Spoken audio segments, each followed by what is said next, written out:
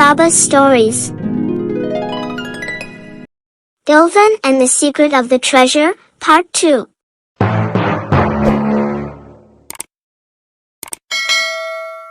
In the previous part of this story, we saw that the businessman had 3 sons. One of his sons, named Ilvan, was very kind and wise, and that is why he was noticed by his father and others, and because of this, his brothers were jealous of him. At the time of his death, the merchant divided all his property among his sons, but the other 2 brothers spent all their money and wealth on fun and soon became poor and came to Ilvan again and lived with him and their mother in Ilvan's house. Ilvan had gone to the Karun pond with a fishing net that day, when a rider approached him. The rider, whose name was Benjamin, told him that he needed his help to find Saba's treasure. Ilvan agreed. He said goodbye to his mother and brothers and rode his horse with Benjamin.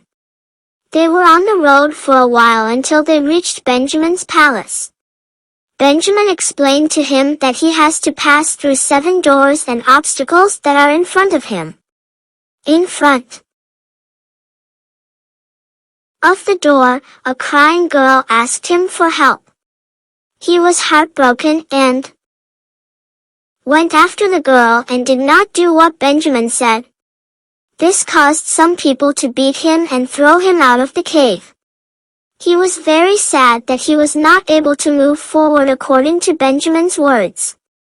But Benjamin told him that they can wait until next year, because the cave is opened once a year and they can try their luck once more. And now the story continues.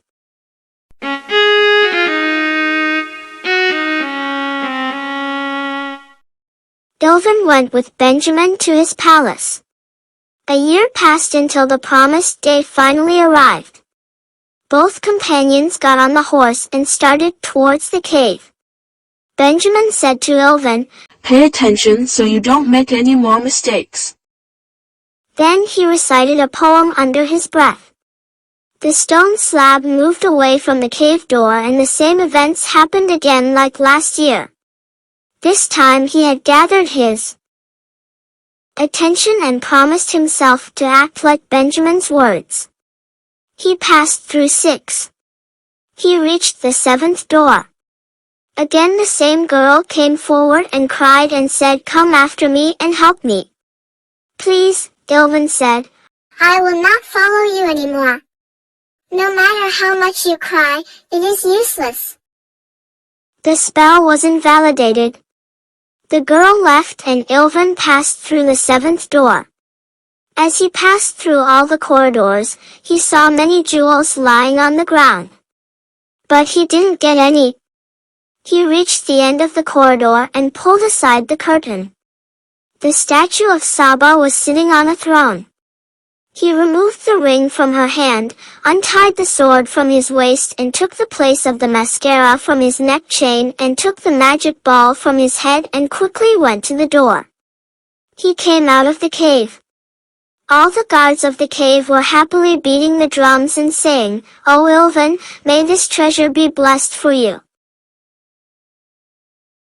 Ilvan rushed to Benjamin and gave him all the treasures. Benjamin happily hugged and kissed him.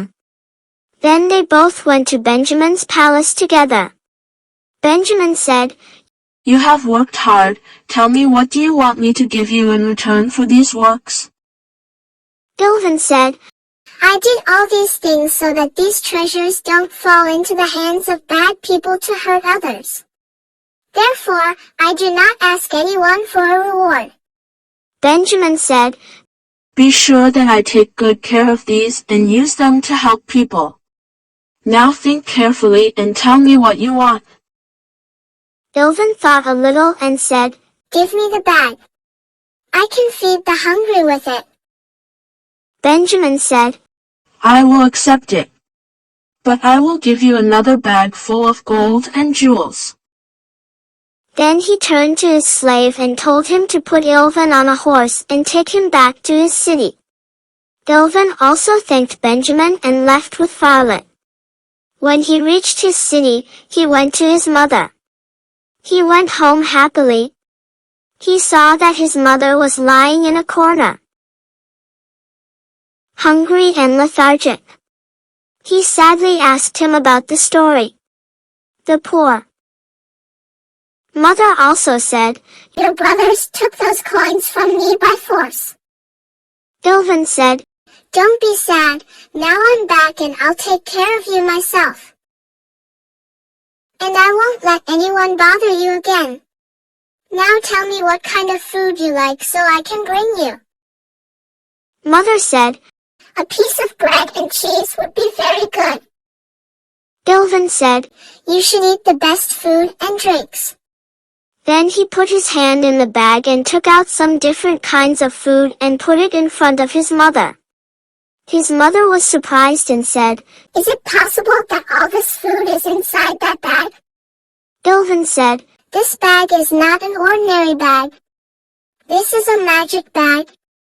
It gives me any food I want. We just have to put the food dishes back inside." At the same time, two other brothers Salim and Hayman arrived. They were afraid that Ilvan would fight with them. But Ilvan did not do this and kindly told his brothers, "Come here every day and eat. Just make sure to bring the dishes home." The brothers were happy and started eating. A few days passed. They also took food to the needy. One day, two brothers said, "Our brother does not come out of the house or buy anything from the market, so how does he bring all this food? There must be a secret in this story. We must know his secret." So the next day they went to their mother and asked her. The mother also told them the secret of the bag. They also planned to own that bag. Therefore, when Ilvan was sleeping, they tied his hands and feet and wrapped him in a cloth and took him inside the ship. The ship moved in the sea and left from there. The next morning, they told their mother that Ilvan went on a trip and left them alone. The mother was very upset by these words and started to cry.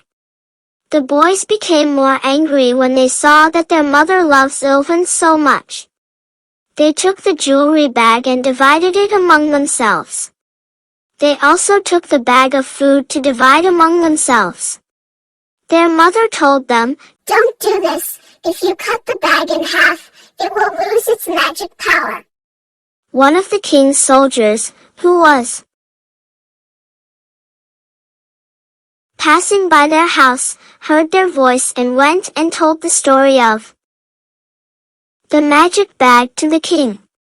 The king also ordered to bring the two brothers to the palace. He took the bag from them and put them both in jail. But let's hear the story of poor Ilvan, who did so much good to his brothers, but his brothers treated him badly out of jealousy.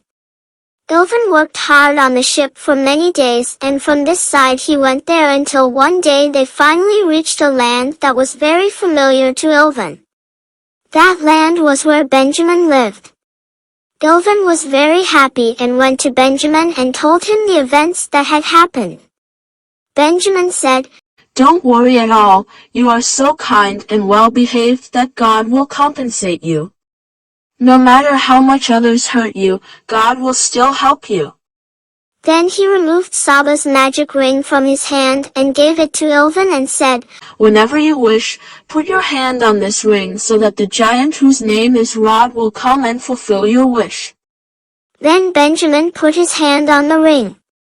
The giant came out and said to him, "My lord, I am ready to serve you."